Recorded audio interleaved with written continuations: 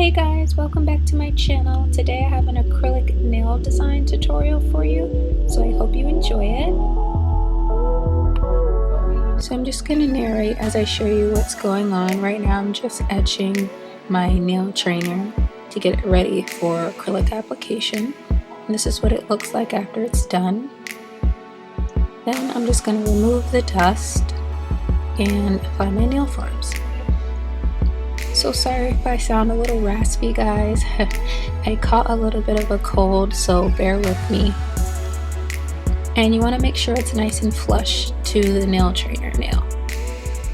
And I'm just going to continue that on all the rest of the nails, making sure I get it really close up to the nail and that there's no gap.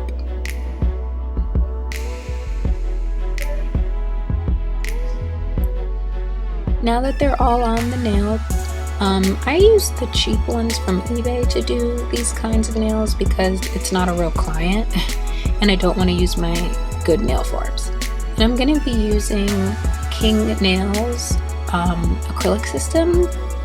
It's a really great acrylic system. This is the brush that I also purchased off of there in the monomer. I've never really used these more rounded acrylic brushes. I use more of a flat brush, but I'm gonna use his product today. And a good way to make sure the monomer doesn't go all over the place is to put your brush up against the mouth as you're pouring, and it'll go straight down into the glass basin. So now I'm just going to pick up a bead and kind of show you guys how great the acrylic is. It really doesn't move. It stays right where you put it, but it doesn't harden very fast at all. It's just the perfect consistency. It really allows you to take your time and mold the acrylic the way you need to mold it and get that perfect shape. And I'm just going to apply one more purl to the cuticle area and work that down.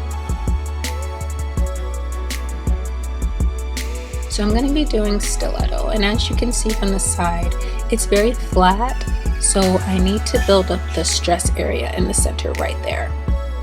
So I'm going to put another purl and just work that from side to side, and then at the very edge of it I'm just going to lightly feather, and that's going to keep most of the thickness right in the stress area where I need it. So that's one nail done, and now I'm just going to continue the same process on all the nails. I really do like this acrylic.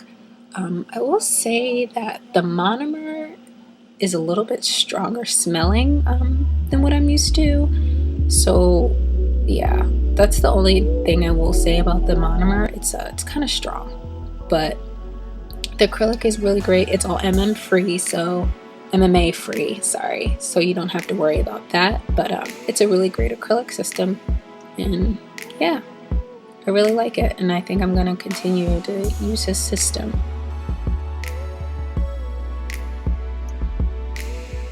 So I'm going to continue to do that on all the rest of the nails, just making sure I keep the side walls nice and clean. And now I'm going to show you the one ball technique. This is what I usually do if I was doing this on a client. I just pick up one big purl and work it down the nail. And this is a different brush, by the way. This is my regular Kolinsky brush that I use. I like a more fanned out brush. So I just use that brush to show you guys really quick the one ball technique. And it's all done, and you'll know that it's done when it makes that clicking. So now that it's done, these are what the nails look like after I've removed the forms. And now I'm just going to go in with my 80 file and just shape them up really good before I go in with my drill bit, my safety bit, and just give the nails in the mouth, shape them up. So I removed the dust, and this is what they look like right after. I didn't buff the nails. I kind of was just trying to get to the design because I was so excited about it. So make sure you buff the nails before you get to this point so that it's nice and smooth. So now I'm going to use the Captions black polish. It's my favorite black right now. I'll have in the description what the name of it is. I can't think of the name right now, but I really love the bristles. It lets you get around the cuticle really great. So this is one coat, and now I'm going to do 2 coats.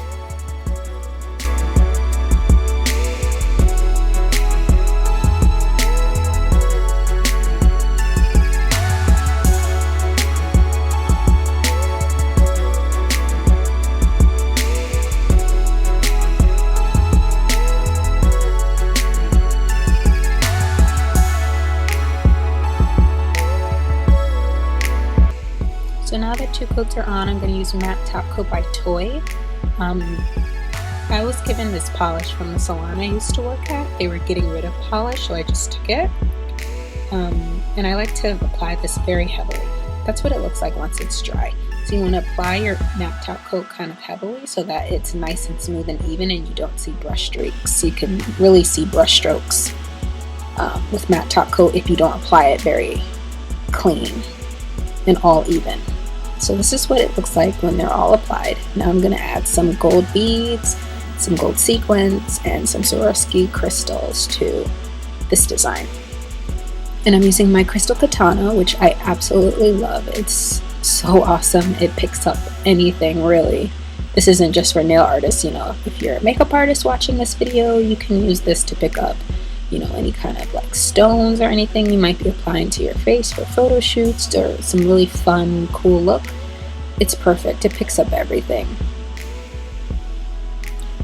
In the first nail, I used glue to kind of show you guys the difference.